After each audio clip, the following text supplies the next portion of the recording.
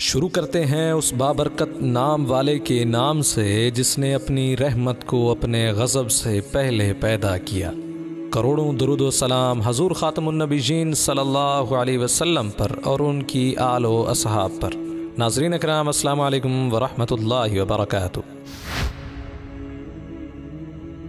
ہم کو عبداللہ بن یوسف نے حدیث بیان کی، ان کو مالک نے حشام بن عروہ کی روایت سے خبر دی، انہوں نے اپنے والد سے نقل کی، انہوں نے ام المومنین عائشہ صدیقہ رضی اللہ عنہا سے نقل کی۔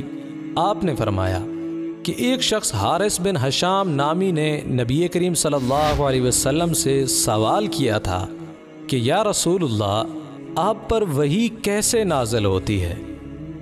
آپ صلی اللہ علیہ وسلم نے فرمایا کہ وحی نازل ہوتے وقت کبھی مجھ کو گھنٹی کی سی آواز محسوس ہوتی ہے اور وحی کی یہ کیفیت مجھ پر بہت شاک گزرتی ہے۔ جب یہ کیفیت ختم ہوتی ہے تو میرے دل و دماغ پر اس فرشتے کے ذریعے نازل شدہ وحی محفوظ ہو جاتی ہے، اور کسی وقت ایسا ہوتا ہے کہ فرشتہ بشکل انسان میرے پاس آتا ہے اور مجھ سے کلام کرتا ہے، پس میں اس کا کہا ہوا یاد رکھ لیتا ہوں۔ امی عائشہ رضی اللہ تعالی عنہا کا بیان ہے کہ میں نے سخت کڑاکے کی سردی میں نبی کریم صلی اللہ علیہ وسلم کو دیکھا ہے کہ آپ صلی اللہ علیہ وسلم پر وحی نازل ہوئی، اور جب اس کا سلسلہ موقوف ہوا تو آپ صلی اللہ علیہ وسلم کی پیشانی پسینے سے شرابور تھی۔